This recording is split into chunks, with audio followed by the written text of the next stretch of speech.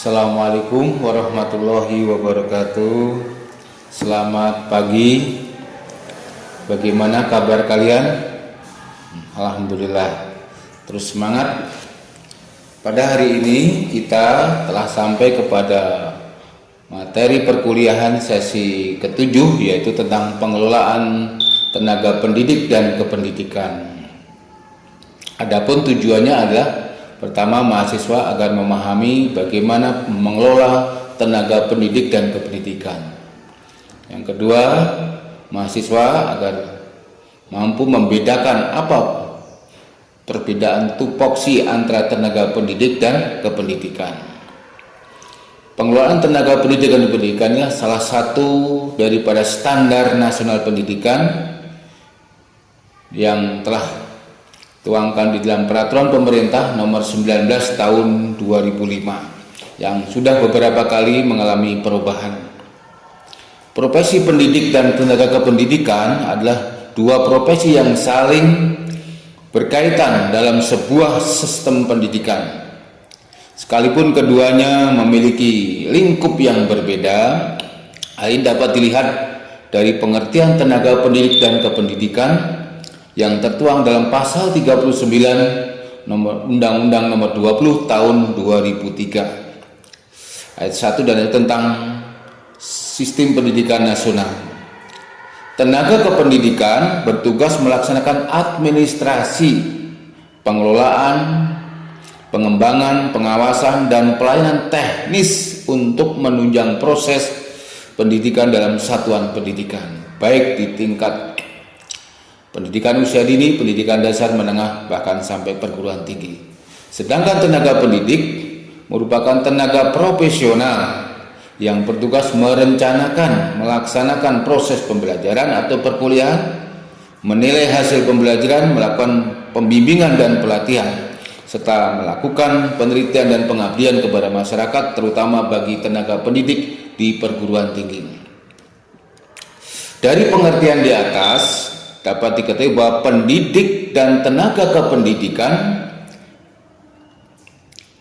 adalah tenaga profesional yang berkualifikasi sebagai guru, dosen, konselor, pamong, belajar, tutor, instruktur, dan sebutan lainnya, sesuai dengan kekhususannya secara langsung berpartisipasi dalam suatu kegiatan pembelajaran bersatuan pendidikan.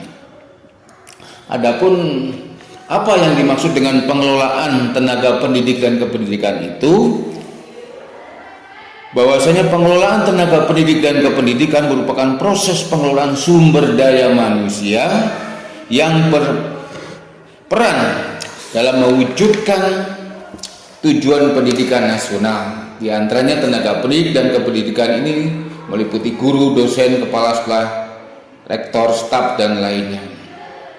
Adapun tujuan daripada pengelolaan tenaga pendidik dan kependidikan inilah pertama, mewujudkan sistem sekolah atau perguruan tinggi yang mampu mengatasi kelemahan sendiri. Dua, secara berkesinambungan menyesuaikan program pendidikan sekolah terhadap kebutuhan kehidupan peserta didik atau mahasiswa dalam persaingan kehidupan di tengah-tengah masyarakat.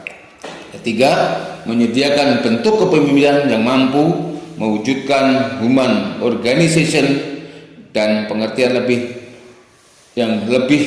daripada sekedar memimpin sebuah organisasi. Oleh sebab itu, aktivitas pengelolaan pendidikan tentunya tidak lepas apa yang disebut dengan tenaga pendidik dan kependidikan ini.